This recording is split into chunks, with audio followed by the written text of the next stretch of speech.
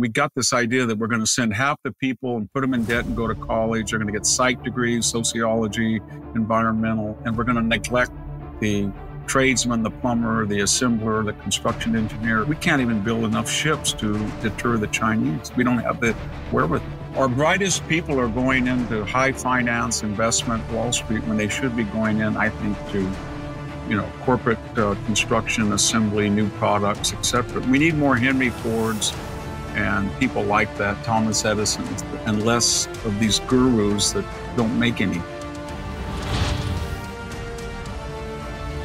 All right, folks, you've done all the hard work. It's time to sit back and relax here on a Friday. Let the Sean Spicer Show drive you right into the weekend. And if you're watching this Friday night, well, God bless you. If you're waiting to the weekend, no problem. Guess what? No one really cares about the Super Bowl, do they? I'm just kidding. I know some people do. Anyway, Victor Davis Hanson is here with us next week. By the way, Linda McMahon, the chair of the America First Policy Institute, will join us as well, talking to us a lot about a second Trump administration. But we're going to break it down with Victor about the Trump-Biden debate, border issues, Biden forgetting what day it is, the U.S. deficit, and all the threats that we face. Victor, as you know, is the author of several books, including The Dying Citizen, The Case for Trump. And he's got a brand new book coming out in May, The End of Everything, How Wars Descend into Annihilation. He's out at the Hoover Institute. Let's break it down with Victor Davis Hanson. Victor, always good to see you. I got to tell you, I know your new book doesn't come out until May, and I referenced it in the intro. The End of Everything, How Wars Descend into Annihilation. And I'm going to have you back on in May to talk about, or April, I don't know, whenever you're available. I'll love to have you on, in fact, as many times as you want. But the thing that was interesting is the title of it got me thinking. And so I'm not looking to get into the book, but one of the things that I started to think about based off your title was where we are as a country. And I'll just start with this border bill this week. And I kept thinking to myself, all great countries, have strong borders, strong laws. And as soon as they start to decay, it seems like that would be the beginning of the end. And I couldn't help but think to myself, where we are in this country, that we are now at a place where one party supports an open and porous border where anybody can come in, and another party is having to fight for it. It just says to me that we're at a precipice as a great nation. Do you agree with that? Yeah, I do. And the book makes that point in 4 historical studies of societies that destroyed. But what is an auxiliary or a subordinate theme of that is that when people open the border or they feel that there's enemies over the horizon, they have a smug complacence. They think that we're so strong, or we're the Byzantines, we've been here for 1,000 years, or we're Carthage, we've been here over 700 years. We can't be assailed. We can't fall. This will pass. It's not an existential threat. These people don't know what they're up against. It's kind of a very haunting and dangerous idea of either complacency or hubris. And I think that's one of our problems too. We just feel the United States can always take in millions of people. We don't really care. They can go anywhere. We have the money to accommodate them. There's no such thing as, disunity. We'll incorporate them. And that would be a good take on it. A cynical take was a lot of people don't want the United States to resemble what it has in the past, and they feel they're importing a new constituency, especially given what we saw in 2020 when 30% in most swing states, non-election day balloting went up to 60 to 65% under the guise of COVID, when the rejection rate of fraudulent ballots died by a magnitude. So I think a lot of people on the left feel that with a mail-in ballot system, people will not be authenticated in the 2024 election. I think it's not just long-term constituencies are thinking about. Hey, folks, are you looking to secure your financial future? I know during the Biden economy, that's something that all of us are trying to do more. I've added precious metals to my investment strategy, and the people that I trust to do that are the folks at Bishop Gold Group. Now, if you go to bishopgoldgroup.com/Sean, you can begin your journey as well with a special promotion. Or you can give them a call at 844-984-1616. These are the people that I picked up the phone. I called them. I walked through my particular situation. And we came up with a strategy. Now, maybe you have an IRA that you want to roll over. Maybe you just want to diversify your investments. But people at Bishop Gold Group are the people that I trust. Give them a call or go to the site, bishopgoldgroup.com/Sean. You get on the phone, you talk about your particular situation, and they'll help you come up with a strategy.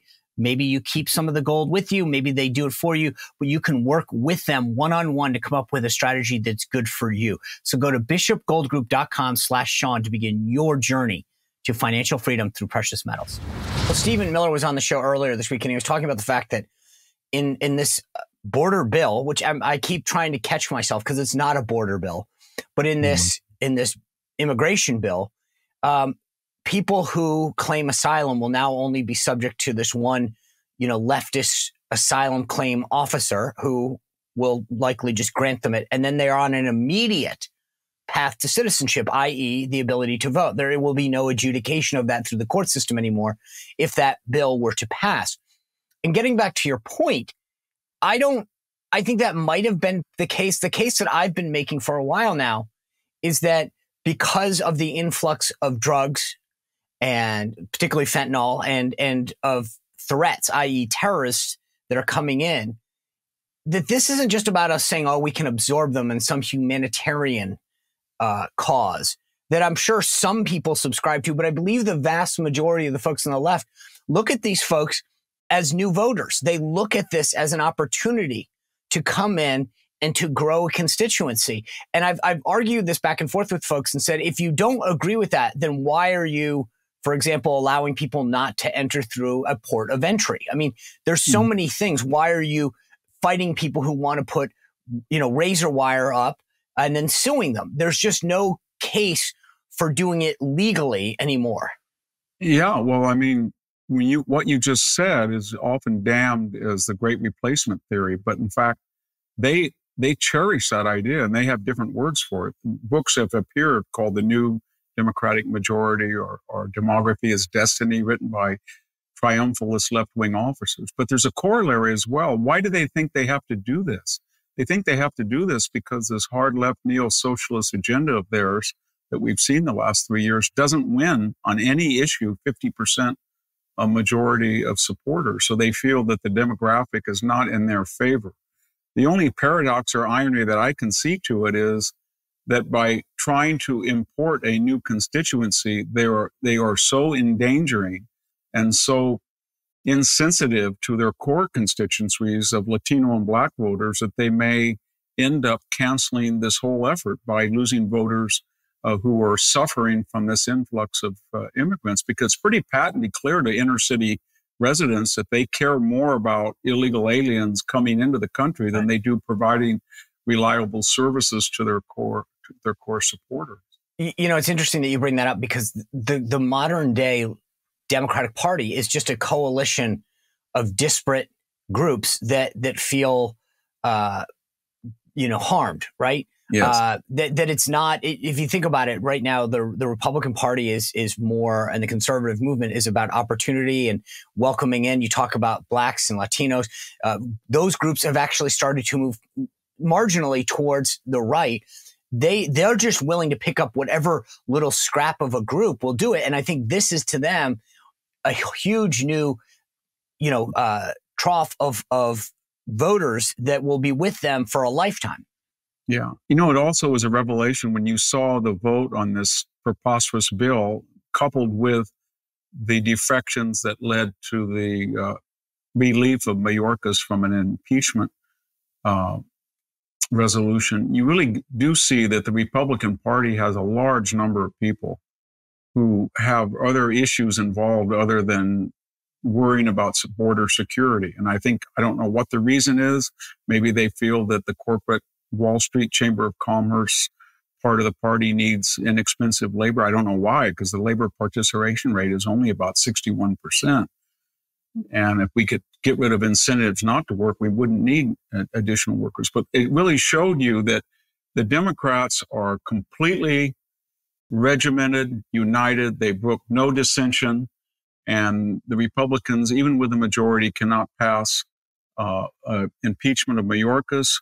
and nor were they were almost not able to stop this immigration bill until public outcry and the media outcry on the right shamed some of the supporters. But it really shows you that you can see why Donald Trump came out of nowhere with the MAGA agenda as a anecdote to what the Republican Party had been under the Romneys and McCains and that establishment. So when the bill looked like it was going to get tanked, right? President Biden came out and this is what he said. All indications are this bill won't even move forward to the Senate floor. Why? A simple reason. Donald Trump. Because Donald Trump thinks it's bad for him politically. Therefore, he doesn't, even though it helps the country, he's not for it. Right. So he's making the case that this is Trump. This is on Trump. The border's not secure between Trump, which defies the fact that, A, it's been 3 years of a Biden administration. And also, as I said earlier, they're the guys who sued Texas to open up the border. Do you think that people, I mean, and I'm being serious now, because why would you say something like that if you're the White House and you don't think people will at least tangentially buy into it? I think it's desperate. I think right now they have no winning issue other than maybe abortion, and Donald Trump is satanic, and the MAGA, ultra MAGA, semi-fascist people are January 6th insurrectionists, and they want to piggyback anything they can onto Donald Trump. But I think everybody understands that they could close the border in the way Trump did. He handed them the border, and he did it without any new legislation, without any new sizable entitlement. He just enforced the law. And he went down to Mexico, and he basically told Obrador, we're going to renegotiate NAFTA, or maybe we'll tax remittances, whatever we have to do, unless you do your part. And he did. And he had a lot more respect for Trump than he does Biden. And so they know that that is absurd. And tomorrow they could close the border. They don't need the money. They don't need new legislation, but they don't want to do it. And they thought of every imaginable gimmick, tying it to Israel aid, tying it to Ukraine aid, shaming people, calling people xenophobes and racists, even so boldly as to get on the last 2 months, people got right on television in the halls of Congress and said, we need cheap labor. Who's going to do our dirty work? I couldn't believe that. I mean, it was the most condescending idea that you can imagine coming from the left, but they are desperate. And I think they realize the progressive project has run out of ideas if it ever had any, and it's inert. And they got to find some quick gimmick to save them in the 2024 election. And they're trying everything from ballot removal to lawfare with these indictments, anything other than here's our agenda, here is the Republican agenda, let the best agenda win under a free and transparent election. That's not what they want. You know, it's funny you bring that up, because you look at the cities, right? So we now talk about that every state is a border state. People are seeing it in ways that they haven't before. You talk to folks in New Hampshire, the fentanyl crisis is through the roof. I mean, it's literally going from our southern border up through New England. And then you look at these cities, havens of left-wing blue cities, and they're being overrun by crime. And I have to wonder, when does it sink in? When do people say, all right, I've had enough? You know, you think about someone like a Rudy Giuliani who came up and said, I'll tell you what, I get New York's not a Republican place, but I have a way to get us back on track. Mm-hmm. Is there hope, do you think, looking back historically, for a resurrection of some of these cities where somebody comes in and says, if you've had enough, I'll get this place straightened out?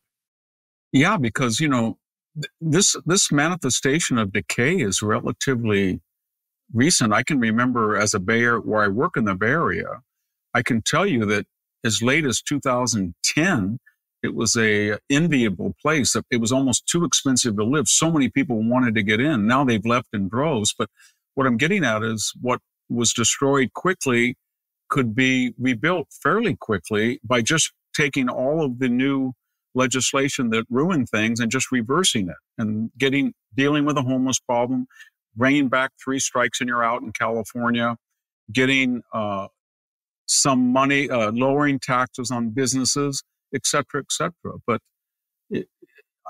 I think what the biggest challenge we have now are these cities are sinking down to about a half of their potential populations, and that half is sort of hardcore leftist, and they feel that there's always going to be rich people who are going to subsidize their expenditures. And It won't change until that money is gone. And then they look at themselves and say, who is going to pay for this?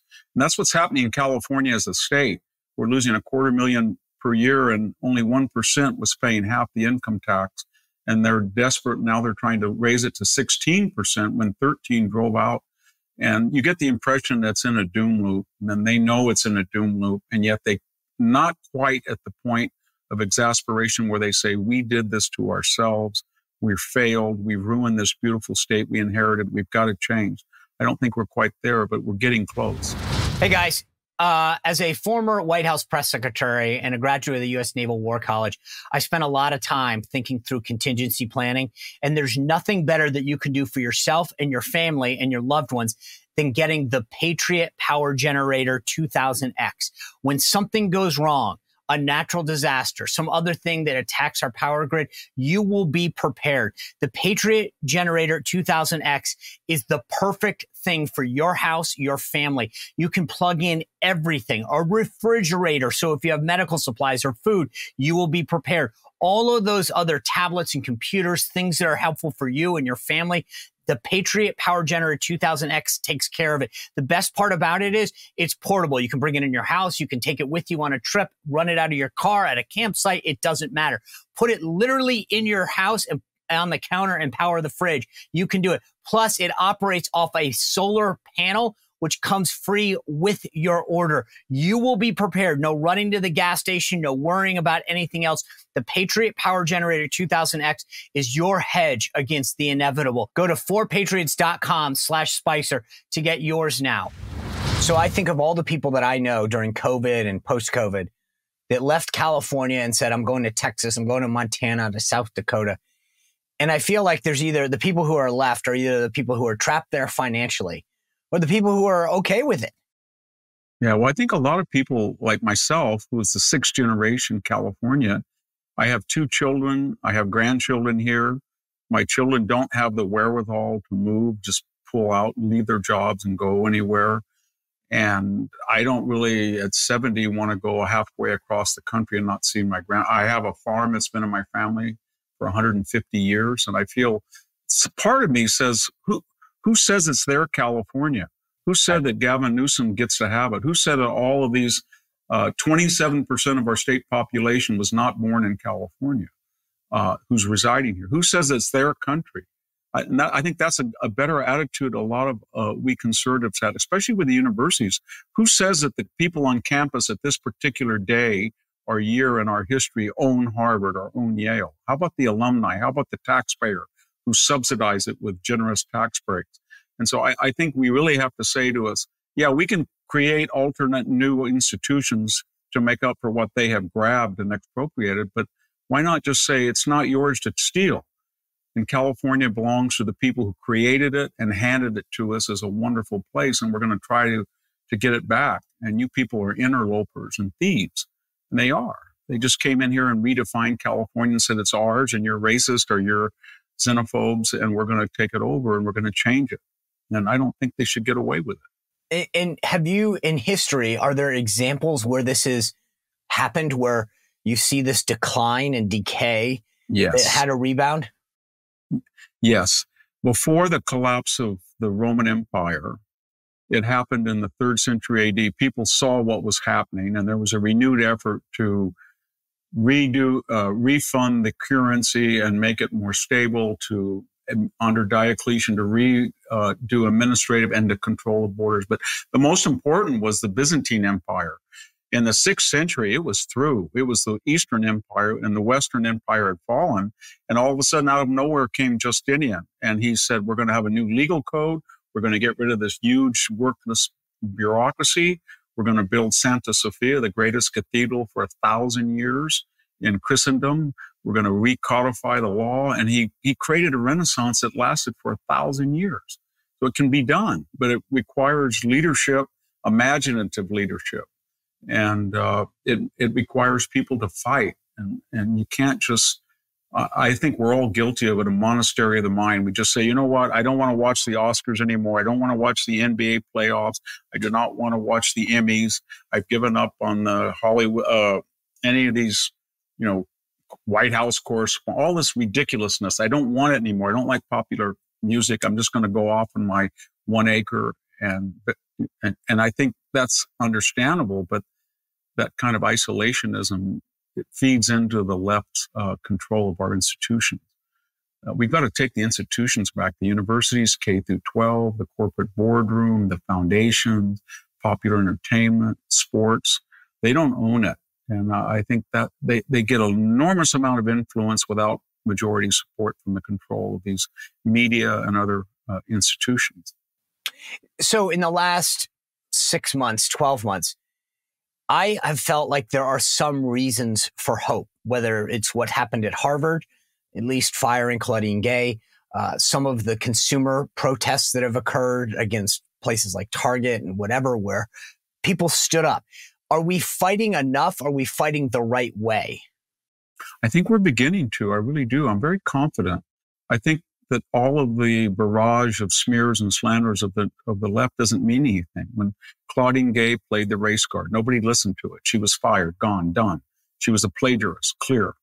And when Eric Adams plays the race card, nobody listens. He had a workable city. He helped ruin it.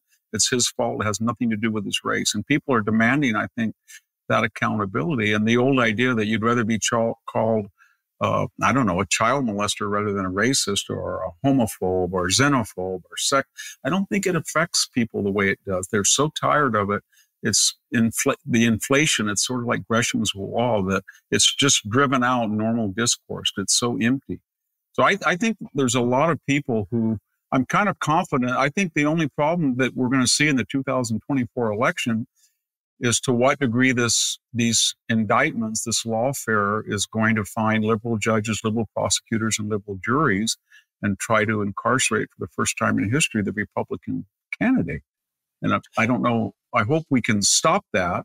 And the other thing is, I think we have to insist on transparent elections, and everybody, according to their station, has to get involved in going to the polls and getting invested in making sure that we have a fair and honest election. You know, I've told people you can't just anecdotally say something. No. If you see something, document it, take photos of it, write it down so that people can actually go out and investigate it. If someone's breaking the law, it needs to be documented. Anecdotal evidence doesn't work. But, it's interesting. I was watching and just take a listen to this. President Biden reacted to President Trump asking for him to debate. Now, I get that this is kind of cute. He's saying, oh, I bet you he does. But I think that that's the right tactic for Trump. Just keep goading him. To your point, you've got the lawsuits on one hand, but to basically call out Biden that he's doesn't have the stamina, the mental liquidity, et cetera, to debate his opponent.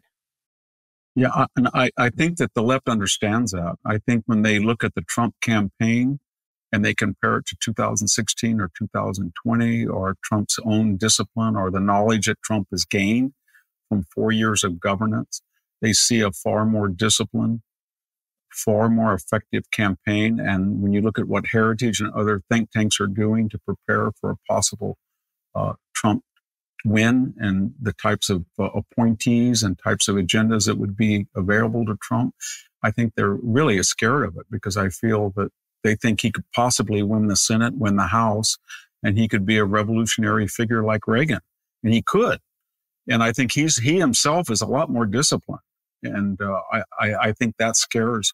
Anytime he says something that's a little wild, they get very happy. But when he kind of targets them and goats them into doing stuff, or when he's disciplined, they don't like that. When he gave that speech after the Iowa primary, it was sober. It was just they were furious. They wouldn't even want to run it. And that's the kind of things that Trump, I think, is quite capable of doing if he can just continue that and not get distracted by all of this lawfare that they're trying to destroy him psychologically, financially, physically, electoral, every manner in the way. And it's I don't envy him, but if he can keep us cool and keep this disciplined team together, I think he can win, and he can win the Congress with him. That was so succinctly put. They really are. It's like, we're going to go after you from every single angle. We're going to attack your finances, your family, you criminally. And I mean, they get it, right? I I think that's exactly the deal, is we will figure out how to take you down. And it's funny you mentioned the Iowa caucus speech, because I said this the day afterwards. Sean Hannity said it. If he could be that Trump all the time, this would be a blowout.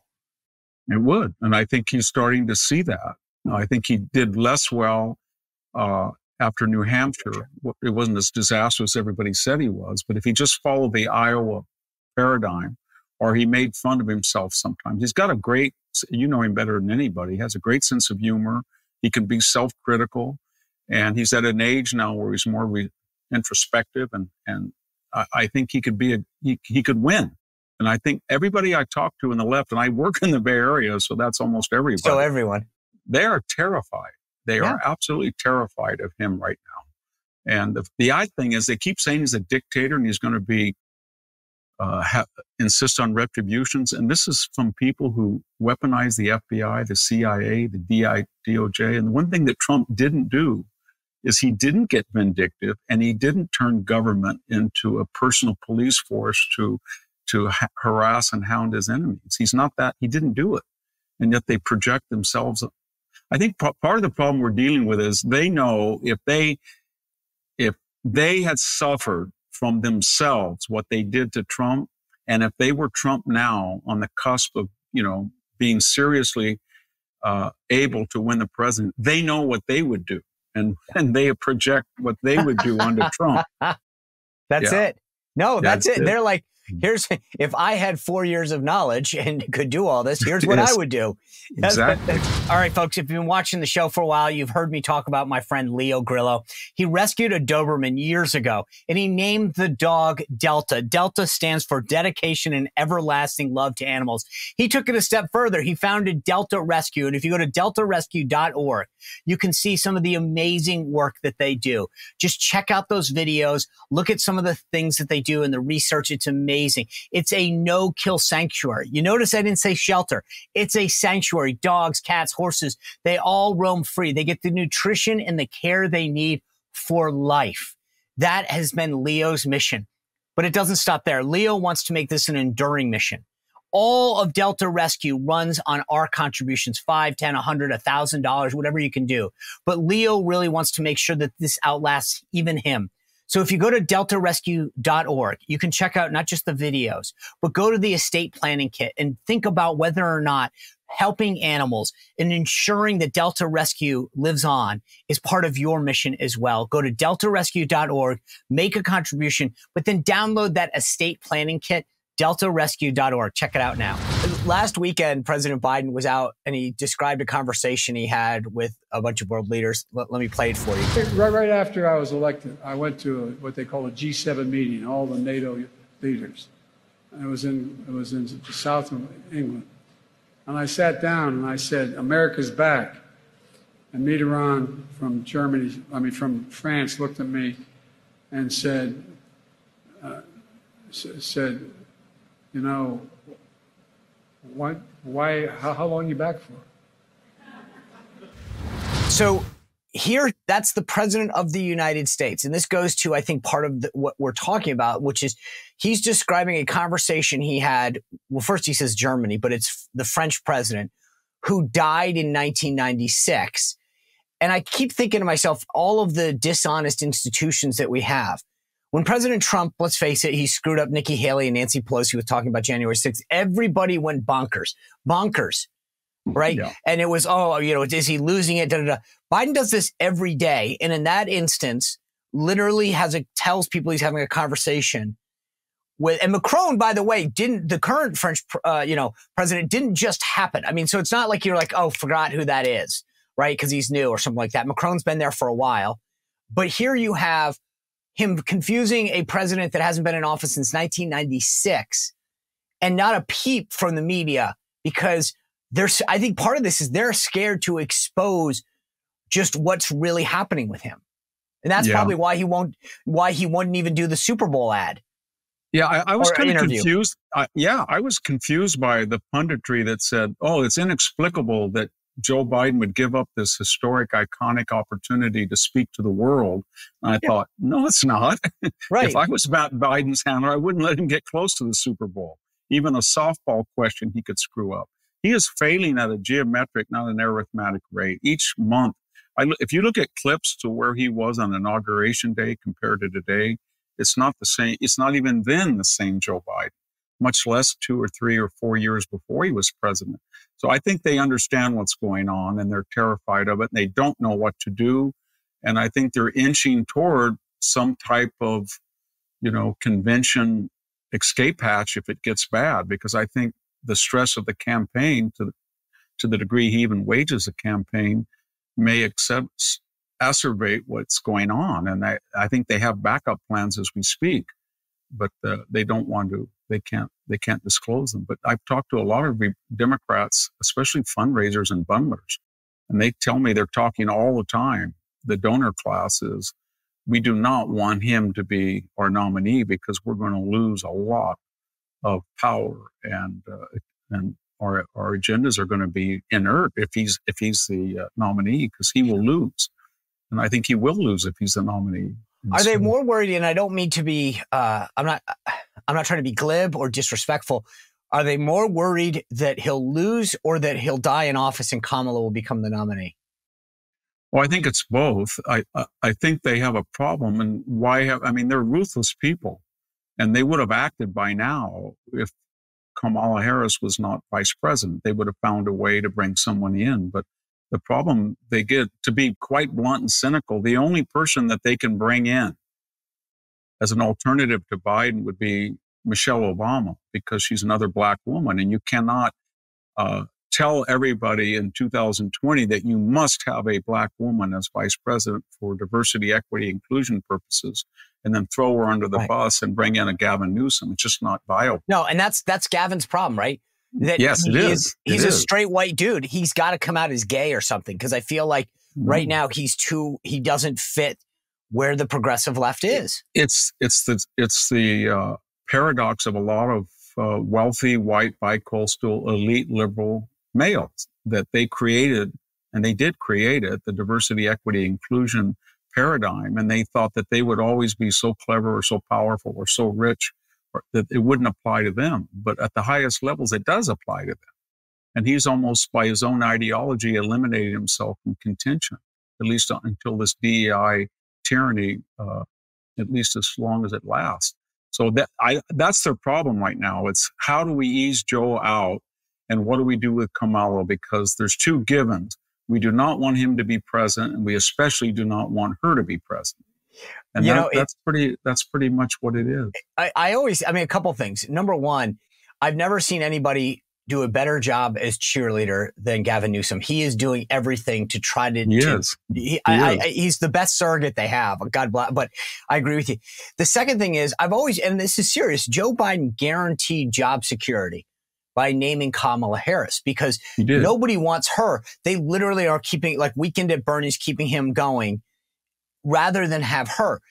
So let me just address my angle on the Michelle Obama and tell you, to ask you your opinion on this. Yes. I've always believed that there's a bit of a bitterness, a bit of a rivalry between the Obamas and the Bidens. And Biden is bitter that he was overlooked in 2016 and Obama tapped Hillary and said, Joe, you're going to have to, this isn't your turn, and we're going to bring Hillary up. And then Joe showed them all. He showed them, I won, and see, I'm the guy that can do this, and I don't need you, and I'm smarter and better than you. And there's a bit of ego that he has. And the idea of him, who did appoint the first black woman of color as his vice president, to then be sidestepped and have the Obamas come in and save him is just something that the Biden team cannot allow to happen. They do not want to be saved by Team Obama. No, they don't. And, we have those famous quotes that Obama has remarked about Biden, don't underestimate Joe's ability to F it up. But I think most people realize that Obama got his dream when he said at one point, my dream of a third term would be to stay home and not have all of the drudgery of work and just dial in my agenda from my basement, which I think he's doing. The problem the Democrats have is the same thing they had when they wanted to impeach Richard Nixon. You remember, they wanted to impeach him from early on, but they saw Agnew there and they said, you know what, the country won't stand for Agnew. And in a cynical way, Nixon may or may not have understood that.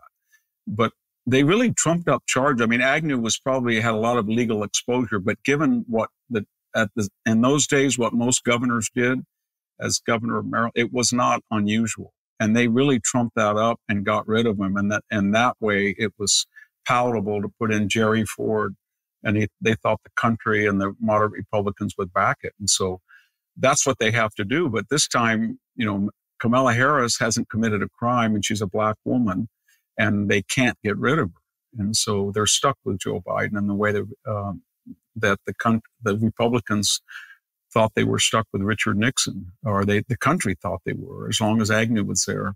I don't know how they're going to do it, but I do think that it's kind of tragic because I get kind of angry when I know that we all know that they knew about the cognitive state of Joe Biden when they nominated him. They did it cynically as sort of some kind of ghost presidency or virtual presidency that would be in a Faustian bargain. They said after South Carolina, everybody will bow out. Good old Joe from Scranton will play the moderate role. And then we, as in exchange for getting him elected and giving him the ceremonial chance to be president, we have the agenda, the squad, Bernie, Elizabeth Warren, but especially the Obamas. And it's their agenda. And they feel that they can get it through much more effectively than Obama did because Joe Biden had that reputation of not necessarily being a revolutionary. And well, but part of this is though he promised to be a one-term president. He said, "I'm going to be a transitional president," and I think that they thought the deal that you're talking about was all right. Fine, we'll have 4 years to regroup, refortify, and we'll come back out and then fight it amongst ourselves again. And when he announced he was running again, they went, "Whoa, that wasn't the deal." No, that wasn't the deal. But I think they thought he was going to step down, and then they would have an open primary. And Kamala Harris, of course, would lose. And they could say, well, we wanted her to be president, but the voters thought otherwise. And therefore, it would be an open, honest primary. And they could get someone, whether it was Michelle or Gretchen Whitmer or Gavin Newsom, it would be a fair. And that didn't happen. And now they're stuck with it. And it's very funny to hear Karine Jean-Pierre say all this, just ignore any legitimate question about his cognitive status. When you look back at Donald Trump, they brought in a Yale psychiatrist who diagnosed him as crazy and said he needed a straitjacket intervention. And then they had the acting FBI director and the deputy attorney general talking about wearing a wire to entrap the president in some conversation that would be proof of 25th Amendment exposure. They did, and they finally forced Trump, as you remember, to take the Montreal cognitive assessment, which he aced. And the idea that Joe Biden would be forced to do that through public pressure is absurd. They would never allow that to happen. It is kind of crazy. I mean, you really, when you look at the disparity and how they treated him on issues, especially health. I want to get your take on two more issues before we go. We talked again about the country, right? And there's two existential issues that I think are really concerning to me. And the first is the deficit. And there was a report from the Congressional Budget Office that came out just the other day. It said the U.S. deficit is expected to climb over the next 10 years with higher interest payments set to account for a historic share of government spending. The CBO said the new projections from the nonpartisan agency showed deficits jumping from $1.6 trillion to $2.6 trillion in 2032, a slightly less bleak prediction for the nation's fiscal health than previously estimated. At some point, don't we just topple on ourselves economically? Yeah, I mean, it's larger than the defense budget now. And when we were only able to run up this budget, this deficit, this debt, because we had these historically artificially low interest rates. So the more we borrow, the less we had to pay because the interest rate was almost de facto zero. And now that's over with and the bill's coming due. And when you listen to what Democrats say about it, there's only, historically, when you see this in Rome or Byzantium or in early Europe, there's only three ways to deal with a bankrupt government. One, you have to inflate the currency and pay back, as Germany tried to after World War I, with inflated, cheap, worthless dollars. That means you pay back bondholders money that's worthless. Or two, you expropriate private capital. And people have talked about that. Well, maybe we'll take the 401s and give you years of credit for your Social Security. And you can do that. are the worst and the most devastating. We see it in Latin America and Africa. You can renounce the debt and just tell bond owners, you have more money than you need, so we're not going to pay you back with those T-bills that you took out. But it has to be one of those three options if we don't get our house in order. And the longer we wait, the worse it gets. It's kind of like that Aesop's fable about belling the cat. Everybody knows you have to bell the cat. No one wants to put the bell on the cat because to do so is suicidal if you're a mouse. And no president wants to say, I'm going to come in and shake up the economy and start paying the debt down and balance the budget, because he would be called all sorts of names. And this is really scary because historically, when the medicine is viewed as worse than the disease, then you're inert, you're stuck. You can't do anything. Well, to go along that line, the other issue, right, is the FBI director was up on Capitol Hill during the week, and he says Chinese hackers are determined to wreak havoc on U.S. critical infrastructure. And this, to me, the same thing. We are so dependent and tied to China. We know what to do. Our leaders talk about it all the time and then do nothing. We ended up going through COVID, which they sent to us, and then buying all of our drugs and PPE from the place that gave us the disease. Yeah, I think people are starting to realize now that the essentials of a society, even in a postmodern era, are what counts. Manufacturing, assembly, construction, agriculture, fuel, all of that stuff. And we got this idea that we're going to send half the people and put them in debt and go to college. They're going to get psych degrees, sociology, environmental, and we're going to neglect the tradesman, the plumber, the assembler, the construction engineer. That's who's really important. And we really got to get back to these basic symptoms of what makes a healthy society: physical sobriety, a good trade balance, a strong currency, but most importantly, self-sufficiency as much as you can. And when you look at, we can't even build enough ships to deter the Chinese. We don't have the wherewithal. And yet there's no manufacturing base. We have too much. Our brightest people are going into high finance, investment, Wall Street, when they should be going in, I think, to corporate construction, assembly, new products, etc. That's people we should honor. We need more Henry Fords and people like that, Thomas Edison's, and less of these gurus that don't make anything. Yeah, less and more. Maybe AI can solve that. The last thing I want to ask you is something that someone sent me a comment on, and they were particularly excited that you were coming on the show. Yeah. And they were saying, hey, I live out in California. I feel left out. I don't feel like there's any hope. What is the hope for California? You talk about being there for generations, having a farm, having the rest of your family out there. What if you're somebody who's hearing you today as a fifth generation Californian, what hope do you want to give them that things can get turned around in California? Well, I believe people are people. I don't really look at their superficial appearance. And so we have 45% of our population identifies as on the census as Hispanic, mostly Mexican American. And we have about 18% Asian. And I live in a community that was once 50% white, 50% Mexican. It's 90% Mexican American. So the only people I see every day when I'm not in the Bay Area are so-called Latinos. And I talk to them almost hourly. People I see, my best friends are all Latino. And I can tell you there's been a sea change, because a lot of them say, I cannot pay $5 a gallon for my diesel pickup. I cannot pay the insurance they want on my house. The insurers are leaving the state. I don't have the insurance. Or they'll say, Victor, have you looked at your car registration? Have you looked at your car insurance? Have you looked at the schools? Have you looked at the electricity bill? Have you looked at the natural gas bill? Have you tried to drive down the 99 lately? Hey, Victor, I just got asked today, have you been up to San Francisco lately? I said, yes, I have. They said, did you track in crap on your feet? I said, yes, I did. What happened?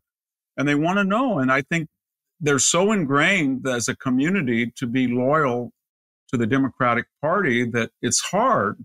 And I'm speaking as somebody who grew up in a Democratic family, but I think there's a revolutionary beginning where a lot of the Hispanic community is intermarrying, they're acculturating, they're integrating, and they're becoming more conservative. I never believed it before when Karl Rove and people would say that family values will make Hispanics turn red. That was 30 years ago.